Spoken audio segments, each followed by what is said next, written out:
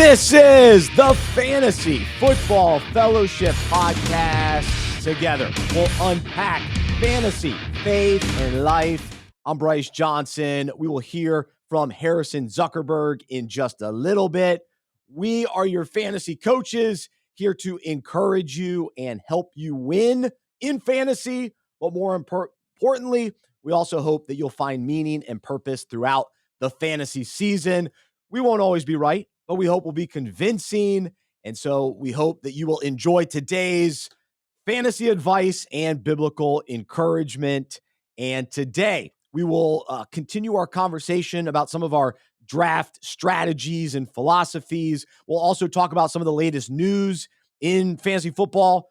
A big-time running back might get traded. We've got some, news coming out of preseason, some injuries here and there, but some guys that have shown themselves well in preseason. And so what are the ramifications of that? And how do we not overreact, but properly react to what we've heard and seen throughout training camp and the preseason? Also, we will today talk about the difference between perception and reality in fantasy and in life. Encourage you to check out fantasyfootballfellowship.com. If you haven't become a member yet, do it today. You can access all of our content right now to help you prepare for your draft, but then also throughout the entire season, you can access all of our breakouts, and really it's designed for you personally, but also for your entire league. And so would love for you to be able to get together with your league during league meetings and have conversations about the fantasy concept, but also how it relates to the Bible and life. And so we will do today's breakout in just a moment. But again, that website is fantasyfootballfellowship.com. If you haven't subscribed to our podcast, I hope that you will do that. You can subscribe anywhere podcasts are found, also on YouTube. And then if you want to find us on social media, we're on Facebook, Twitter, Instagram. And so just search Fantasy Football Fellowship and look for our logo. So glad to be with you today. And I want to jump right in to this week's breakout about the difference between perception and reality. And so starting with fantasy football, every year when you and I are drafting, we talked before on this show about, going with our gut feeling. And sometimes that gut feeling is, what our perception is of certain players, right? And so when we're, considering who to take, we're thinking about a player, and our perception of that guy is, he's always injured. He's too old. He's had too many maybe carries or too much of a workload, and his body's, wearing down. He's a troublemaker. Whatever it is, our perception of that guy, he's not a good teammate, or he's not going to work well with this new offensive coordinator. And so our perception is that. And here are some names of players that I think oftentimes the judgment of this player isn't necessarily based on stats or numbers or facts, but it's more about the perception. And so oftentimes these players then there's a false narrative about them, and we kind of buy that false narrative about a specific player. And so really it's just kind of a lack of knowledge. It's a lack of understanding of reality that we have as fantasy managers. And we overlook just how valuable and productive a player truly is. And so Kirk Cousins has historically been that guy. I think people finally realized last year, hey, he can be a starting quarterback on your fantasy team. It can be a top 12 guy. And so that's the reality. Maybe your league still doesn't buy that reality, and so you can take advantage of that. But he's been someone like that. For me personally, that player has always been Mike Williams, Chargers wide receiver. And my perception has been he's always injured. And I think the reason I bought into that was because his first year in the league, he missed multiple games. He missed a lot of time. But after that, the reality is he has played 15 or 16 games consecutively. So every season, and then last year he missed a few. So the first year and then most recently, he has been injured. But in between, he was healthy. And so overall, throughout his career, he has been a healthy player, but I've had this, wrong perception of him, and I've avoided him. I haven't drafted him. Not this year. It's changing. I'm in. I'm in on the Chargers. I'm in on Justin Herbert. I want Mike Williams. And so if hopefully other people have a bad perception of him too, but I'm buying in that he can be that wide receiver one for the Chargers and be at least a wide receiver two for us in fantasy. So that's what I'm changing my mind on.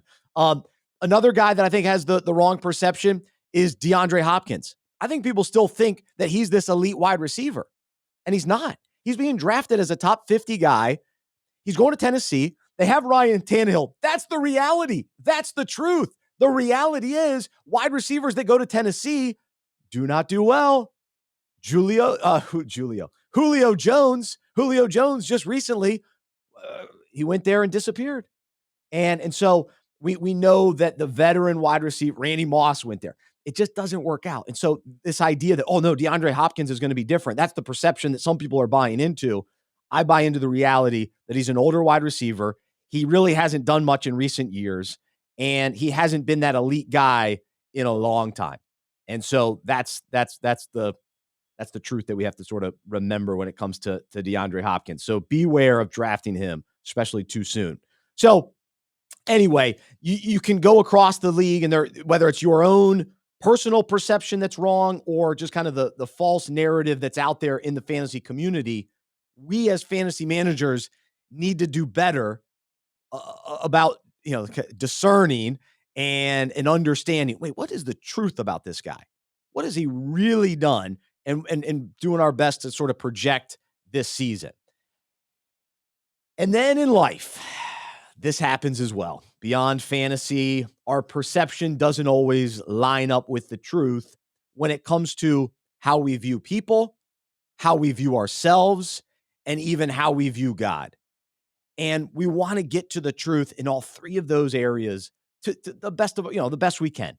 And so what happens sometimes is when it comes to other people and how we view them, we judge them wrongly based on a false narrative that we believe about them. Our perception is that they're bad, they're doing something bad, they aren't someone that I want to know, and our impression is that either I don't think I would like them, or my impression is they wouldn't like me. And however, the truth of the matter is usually very different than that unfair perception. And so the words of Jesus in John 7:24, he says, do not judge by appearance, superficially and arrogantly, but judge fairly and righteously. And so, get to the truth of who somebody really is and what's really going on, and trying to understand that. If we don't understand, then we sort of, not jump to conclusions and have that false perception. And then the other struggle that we have is keeping the right perception of ourselves. And sometimes we view ourselves with too much pride and arrogance. And in those situations, we've got to seek to understand the reality. And so Paul points this out in Romans 12:3. Because of the privilege and authority God has given me, I give each of you this warning. Don't think you are better than you really are. Be honest in your evaluation of yourselves, measuring yourselves by the faith God has given you. And so we don't want to, puff ourselves up more than we should. And we just need to think rightly about who we are, and, think rightly of, okay, this is who God made me to be. These are the gifts that he's given me. I want to use them for his glory.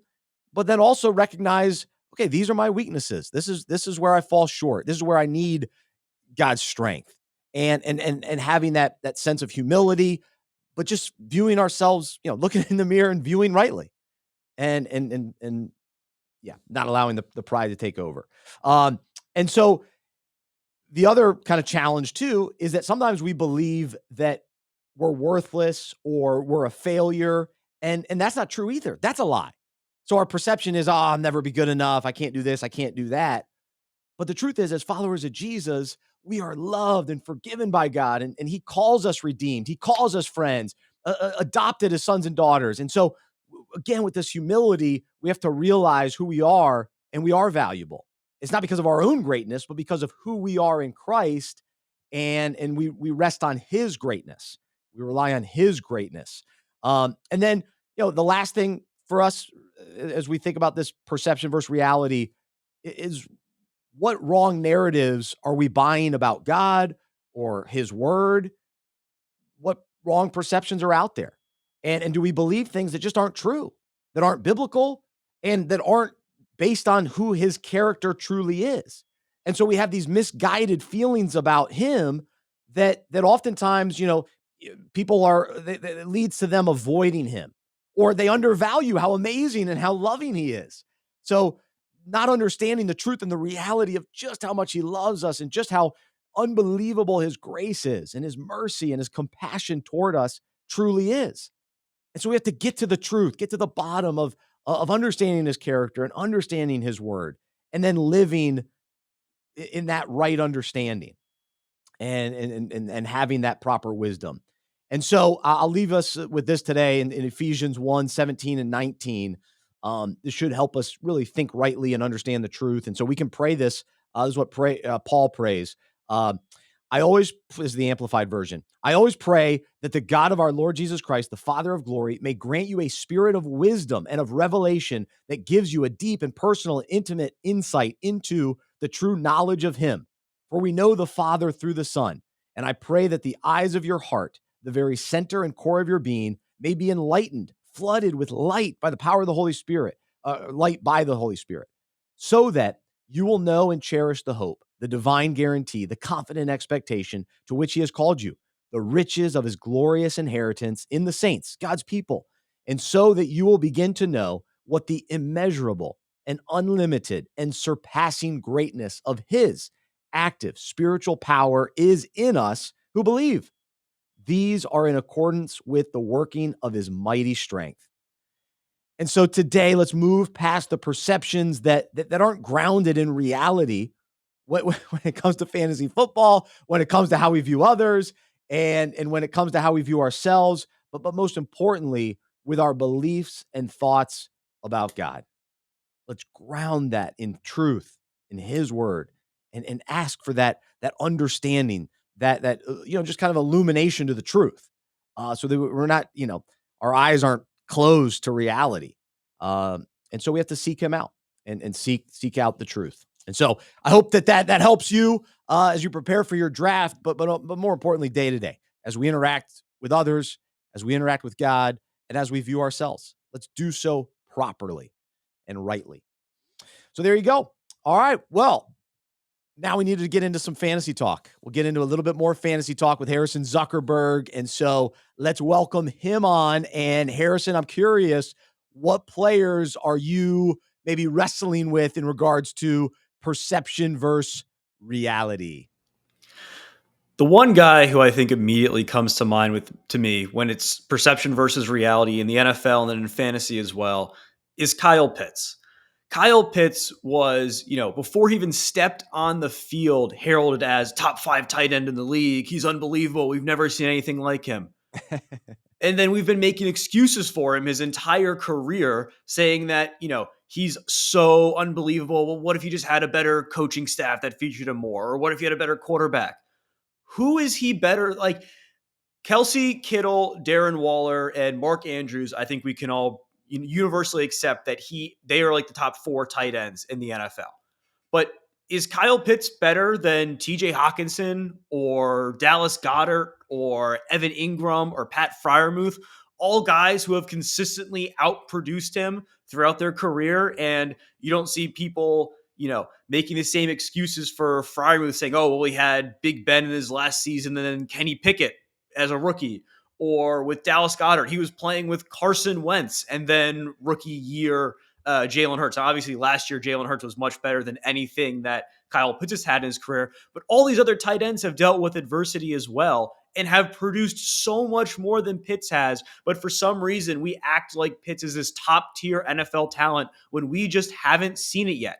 There's plenty of other guys who have been heralded as this super freak tight end prospect, like OJ Howard from a few years ago, Yes. or Eric Ebron, or even Noah Fant, who went a little bit later, that were just complete busts as well. But no one's making excuses for those guys, obviously, in their career. So when are we actually going to look at the reality of who Kyle Pitts is and realize, okay, yes, he's very talented, but he is not at that elite level yet. He's got to show it to us and actually prove that he is a top 5 tight end in the league. You might have convinced me. I remember a couple of weeks ago on the show, I was waffling because I find myself open to the possibility of drafting Kyle Pitts because maybe this is the year. Maybe this is the year, and I've convinced myself. But I think the case you're right. The perception is, oh, this guy's unbelievable, and he's really not, and he hasn't been yet. He's still young, so there still is a chance.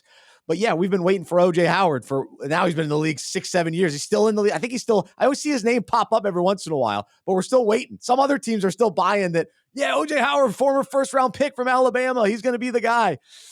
I don't think so. Doesn't seem like it. So Pitts, unfortunately, may be the case as well. So give me one more guy, perception versus reality. So one more guy on a positive note here is David Montgomery. David Montgomery went to Detroit, and everyone was extremely excited in the offseason because you're bringing a guy who has been a top 5 fantasy running back on bad teams in Chicago and putting him on an incredible Detroit offense that values the running back position. Then they go out and draft Jahmyr Gibbs, and everyone just wants to forget about David Montgomery and not act like he was paid to be the guy to go into Detroit and lead that running back room. They drafted Gibbs to complement Montgomery, not to overtake him at all, because that's the type of player that Gibbs is. He's not going to be getting 20 carries a game. He's going to be a threat in the passing game, but there's plenty of opportunities for Montgomery to still be a top 10 fantasy running back there, which I know sounds crazy, but Jamal Williams finished as the RB7 last year with DeAndre Swift still on the team as well, getting touches. And I think David Montgomery is a much more talented back than Jamal Williams. And we obviously see that Detroit thinks that as well because they choose to let Jamal Williams go and pay David Montgomery instead. David Montgomery is being drafted as, in the RB20 range as sort of, oh, he's going to be solid, but the upside isn't there. I think the upside is absolutely there for David Montgomery to finish as a top 15 guy playing in the best offense of his career, behind the best offensive line of his career, and in an offense that last year led the league in running back fantasy points overall. Wow. Harrison coming in hot to start this show because I am guilty as well of that false perception of David Montgomery because I've been a Khalil Herbert guy. So I always wanted to see Herbert take over Montgomery, get him out there. And all along the way, though, when Montgomery's been out there, he's produced. And that is the reality. But for whatever reason, we've just overlooked him. And I think you're right that we should not be surprised after 6 weeks to start the season if Montgomery's scoring a bunch of touchdowns, rushing for a ton of yards, and Gibbs is still doing great as a rookie and catching balls out of the backfield, but they're utilizing both of those guys. Because the thing for Detroit is Jared Goff will not run the ball at all, right? He is a statue back there. And so in today's NFL, we love certain offenses that have, a quarterback that can run and multiple running backs. Well, in Detroit, it's those two running backs. They've invested in both of them, high draft capital and money with Montgomery. And the crazy thing is they ran the ball so well last year. You mentioned Williams and then DeAndre Swift whenever healthy, but they went out and upgraded both those guys and went after, they traded up to get Gibbs and went after Montgomery. And both of those guys are going to be high producing contributors on a team that actually has a chance to win the division and carry the momentum from last year. So you've convinced me Montgomery is worth looking at. And my feeling is he'll slip in drafts. And I'm excited about that. So I'll add, but I also like Gibbs. And I'm just wondering how much I want to reach for Gibbs because he's electric. He can give you that 60-yard catch and run for a touchdown. So good stuff. All right. I like it. All right. Let's jump into some of our kind of reactions and some of the news around the NFL and preseason and, where are we overreacting and what, in what ways, maybe even since we started this year's podcast, where have our opinions changed? What guys have maybe you discredited early. Now you're coming around on them. I already mentioned, Mike Williams for me. So he's definitely one of those guys. What I have struggled with this offseason is knowing what to do with Jonathan Taylor and also knowing what to do with the Miami Dolphins. And now I'm wondering, wait, is Jonathan Taylor going to get traded to the Dolphins? And what does that mean for all the three other guys that they had there? And then what would that mean for Indianapolis? Like, who's going to be the guy there? So I'm very intrigued, and I just still don't know where to take Jonathan Taylor. So I'm drafting this weekend. I hope we'll have some clarity in that regard by then, but I don't know if we will. And then let me say this too. I have historically, I've been playing forever, bought into the philosophy. I do not want to draft a rookie running back or a rookie period in the first round for sure, but probably not the first two rounds. To me, I can't take that risk. I watched a little preseason. I saw the Atlanta Falcons, and I also heard the announcers that his name is Bijan, not Bijan, Bijan. Bijan Robinson is the guy in Atlanta, and he passes the eye test. Arthur Smith is going to know how to use him.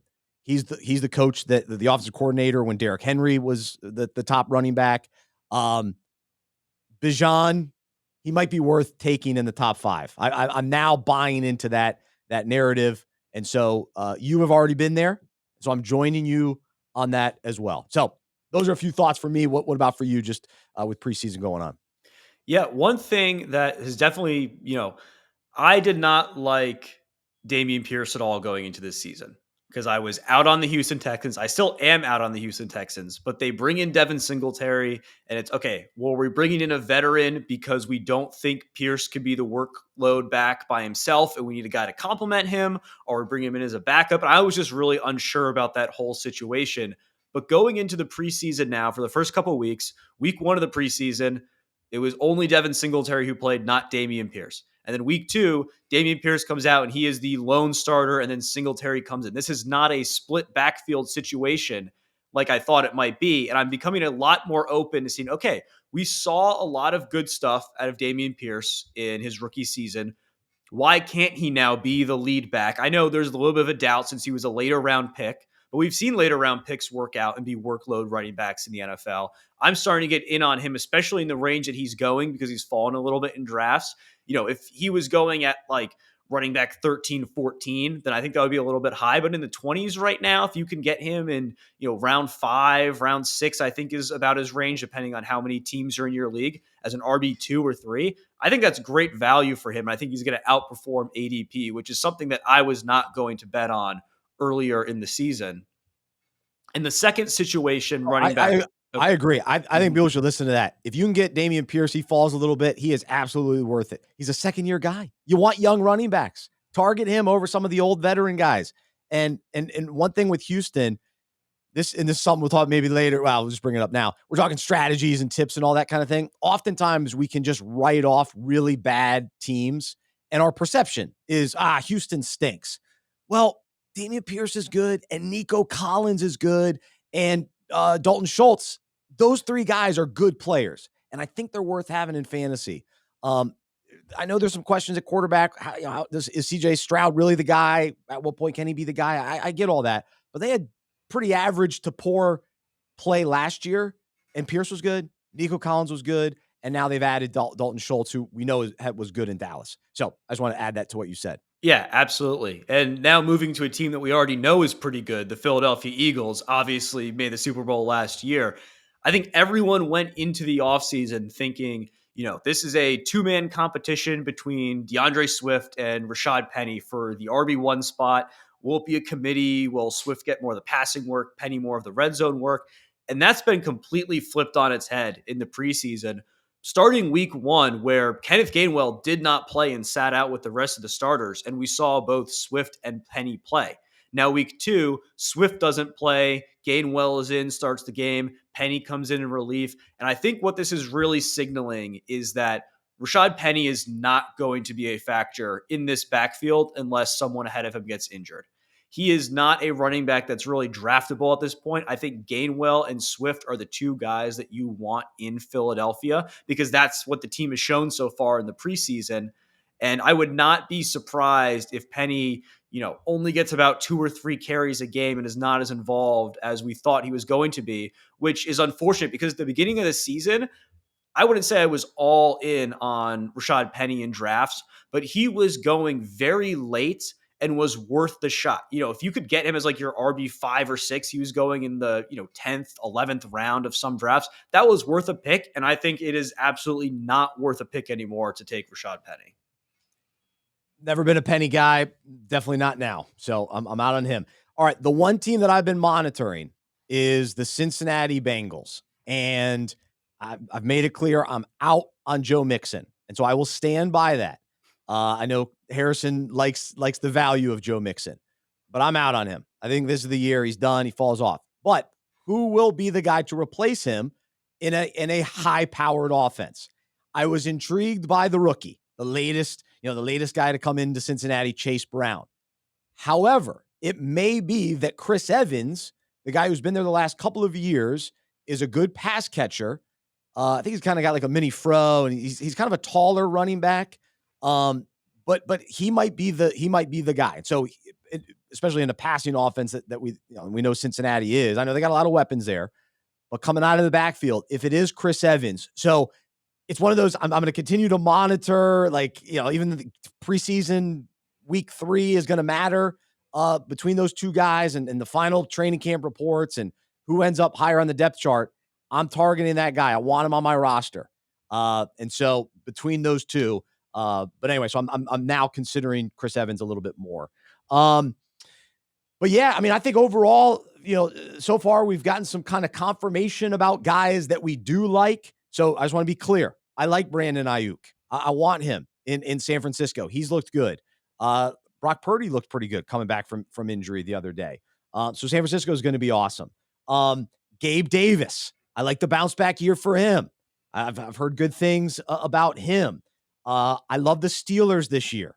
I want Jalen Warren. I want Pickens. I want Deontay Johnson. I want Pat Freiermuth. I want them all. So in different leagues, probably not all in the same league. Zay Flowers in Baltimore. He seems to be the guy that's going to emerge, and he's got the talent. He showed that in preseason. So Chris Olave in New Orleans. I'm all in on New Orleans this year. Juwan Johnson, Derek Carr. These are guys. Kendre Miller. I want these guys. And so I'm feeling good about that. And so have gotten some confirmation in recent weeks in that regard. So now let's do a quick segment. We'll run through some scenarios and basically just ask the question, who do you trust more? And these are decisions that we'll most likely face to a certain extent throughout our drafts. And so when you're on the clock wondering, all right, who do I trust more? Who do I trust more? I got to make a choice. And you've looked at the facts. You've looked at your gut feeling. You've considered your gut feeling. Ultimately, you got to pull the trigger on somebody. Who do you trust more? That's kind of the last question that you ask. All right, who do I trust more? Boom, and then you pick. All right, so here we go. Let's run through a few here today. Let's start with who do you trust more, Najee Harris or Josh Jacobs? Oh, this is a tough one because Najee Harris has not looked good through the last couple years. And Jalen Warren has looked exceptional when he has come in, and even in the preseason, he had a huge touchdown run in the last preseason game. But everything that Pittsburgh is saying is, no, Najee's our guy. Don't worry, he's the workload. And then on the opposite end, Josh Jacobs has looked fantastic over the last couple years, but there's been no commitment from Las Vegas to want to have him involved and keep him around. I think I will probably lean Najee Harris for this one, just because I think the confidence of the coaching staff, I think he will still be involved in the offense, even if Jalen Warren gets a little bit more involved. And I think that the Pittsburgh offense will be much better this year than the Las Vegas offense. So there is room for both those running backs to succeed if they do give a little bit more work to Jalen Warren. So this is insight into my draft strategy. Usually when I look at a team overall, I like to focus on, okay, I'm going to focus on the receivers. I'm going to focus on the quarterback. I'm going to focus on the running back, or I'm going to focus on the backup running back. So with the Steelers, I'm focused elsewhere beyond Najee. And so he's just not on I'm not going to pick him. It's just unlikely that I would take him this year. But I would rather have him than Josh Jacobs. Josh Jacobs is on my do not draft list. Under no circumstance, I'm not taking Josh Jacobs. So I don't think he may not show up. If he does, he hasn't been there. Is he going to be in shape? I don't know. Is he going to get injured right away, which happens so often with these kind of guys that hold out? And then also, I'm intrigued by Zamir White. So I'm going to target Zamir White in drafts, and maybe he'll be the guy this year. And whatever Josh McDaniels has set up from a rushing attack and why Josh Jacobs thrived last year, maybe that translates. And maybe Zamir White can take advantage of that. So that's where I come out on that. All right, here's a tough one. Who do you trust more? Chris Olave or Garrett Wilson? I think I'm going to have to go with Garrett Wilson here because it's almost a question of who do you trust more, Derek Carr versus Aaron Rodgers, which it feels weird saying Aaron Rodgers because, like, from a trustworthy standpoint, he feels like the least trustworthy person in the NFL a little bit, where Derek Carr is like, just a great guy.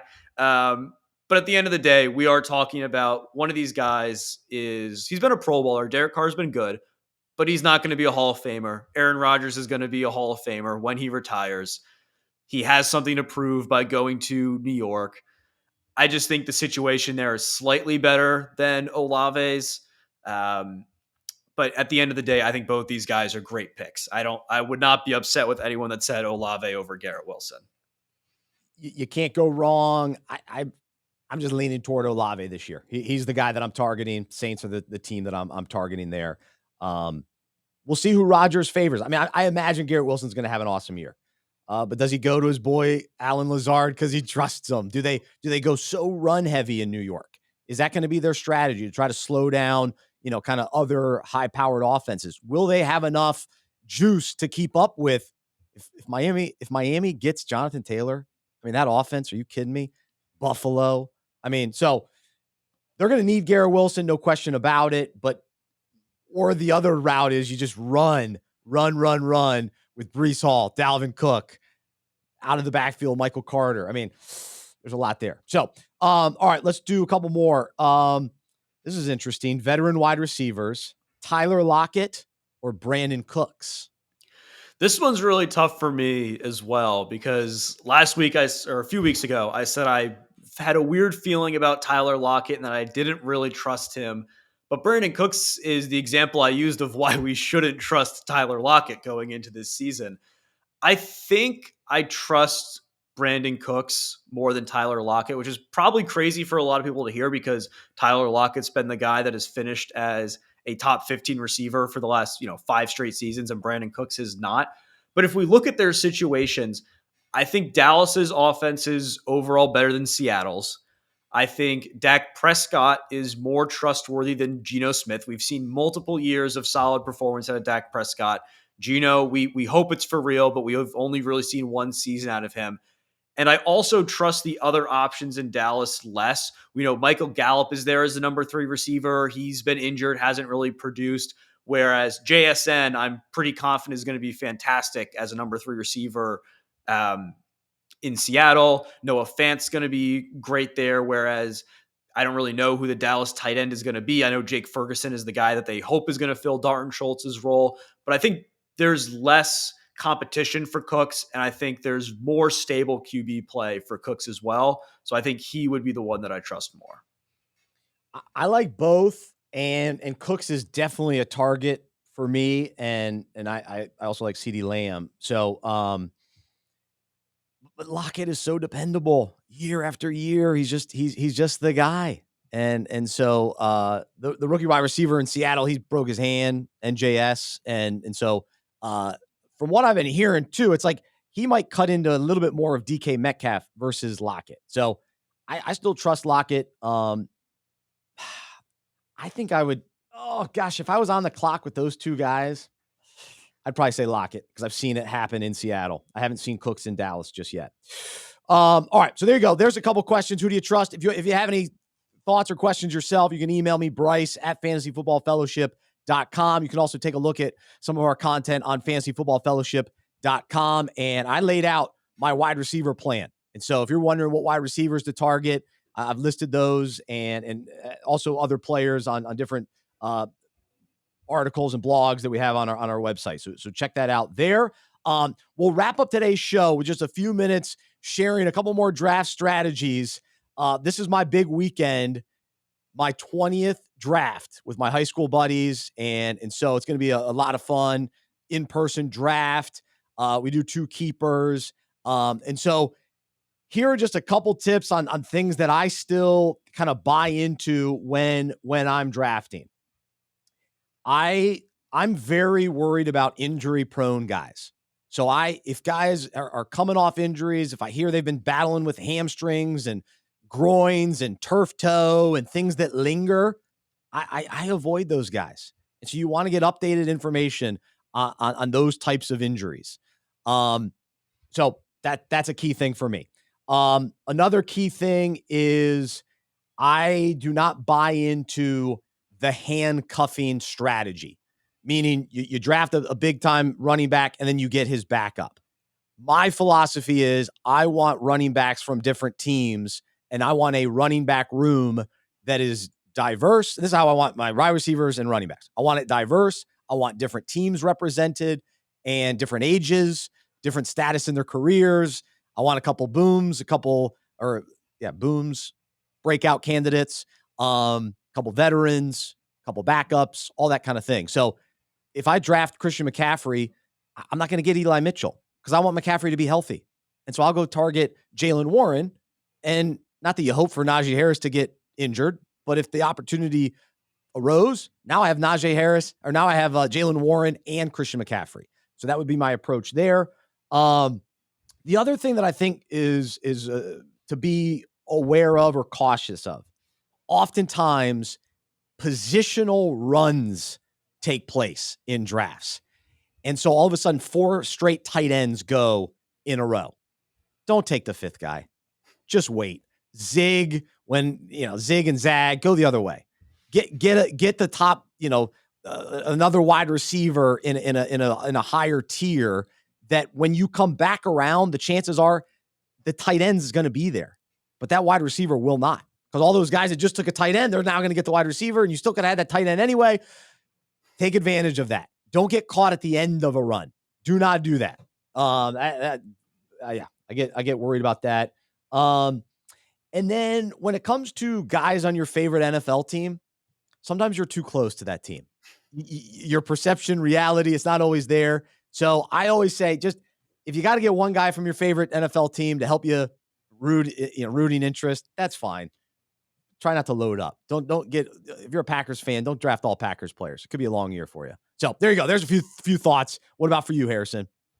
Yeah, I think the handcuff strategy is definitely an interesting one because a lot of people have different perspectives on this. I'm with you that I do not want the handcuff on my star running backs team because that's just a roster spot that's unusable because you're not going to drop him, but you also can't start him because your starting running back is playing, so he's not going to be involved in the offense. And you're almost right. Like you're hoping that your first round pick gets injured. So then this guy in this 8th round that you took pays off, which just makes no sense. Instead, target other people's handcuffs because then either you'll be able to start them and you'll have another starting running back, or they will definitely trade you more than that guy's actually worth because they need to replace the value that they just lost on their team. So I think you were spot on with that.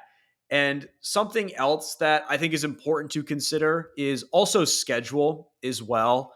Because if you're looking at, especially with like QBs and tight ends, one guy this year who I think is interesting is Daniel Jones, because he's someone who we're probably going to think at the end of the year finishes around that QB 10 range. But his first few weeks of the season, schedule wise, are absolutely brutal. He's playing some of the best NFL defenses. So I don't think I would want to start Daniel Jones going up against the Dallas Cowboys week 1, even though I may be drafting him as my QB1, which is a tough situation to be in. Same thing with Aaron Rodgers. The Jets have a terrible schedule to start this season. If you're drafting Aaron Rodgers as a fringe QB1, there's no reason to take him if you're then not going to start him against the Bills or not going to start him against Denver because they have amazing defenses. So I think that's something to keep in mind as well. Now, that shouldn't play into, I wouldn't take the RB13 versus the RB14 because of their week one matchup. Because for running backs, you're looking for a season long, outcome from them. But if it's a position like tight end or quarterback, and you're going to be looking to stream someone week one, maybe don't draft the QB, 12 to be your starting QB if they have a terrible defense, if they're going up against San Francisco week one, when you could get maybe the QB 15 a little bit later, who's going up against, Houston, or going up against the Arizona Cardinals week one instead. Interesting. All right. So I don't focus too much on the schedules, and I also don't care about buys. I just want the best players on my team. I'll worry about the buys later. It's later in the season. So much changes between week 1 and 7, whenever the buys start. I just can't worry about buys. So I think too often you'll pass on a talented player just because, oh no, they have the same bye week. Worry about that later. You can adjust later. And so there's a few thoughts. The one last thing I was going to say, give yourself one reach. Don't reach all the time. Don't reach for players. You got to understand ADP. Know when you can get a guy later. But if you have a sense in your league, you're like, oh, I bet a lot of guys are going to want this guy. If you really want him, give yourself one reach. And don't be crazy about it. Don't reach 3 rounds. But if it's a round early, it's all right. You can justify it. You can justify, all right, he's going to way exceed expectations. If you truly believe that, go get your guy. How about that? All right. So there you go. That's today's show. Thanks, Harrison. Great job. Great insight. Everybody can read more on fantasyfootballfellowship.com. And we will be back next week. We'll recap some of our recent drafts and have some fun talking final week of the preseason, and now shift our attention toward gearing up for week 1 of the regular season. It's coming quick. Here we go. But thanks so much for listening today. For Harrison, I'm Bryce. I'm a sports fan and fantasy manager who follows Jesus. I believe in the good news that he died on the cross for my sin. He was resurrected, and through faith, I've been saved by his grace. I hope that is true for you as well, and I hope you'll join me as we live life as sports fans and fantasy managers who follow Jesus together. Have a great rest of your day, and remember, perception versus reality. Let's know the truth in God's word. Let's dive in. Let's know who he truly is. Let's know who we are truly and who other people are truly. And so let's move past the perceptions, the judgments, the false narratives, and get to the truth. Have a great one. We'll talk to you next time right here on the Fantasy Football Fellowship Podcast.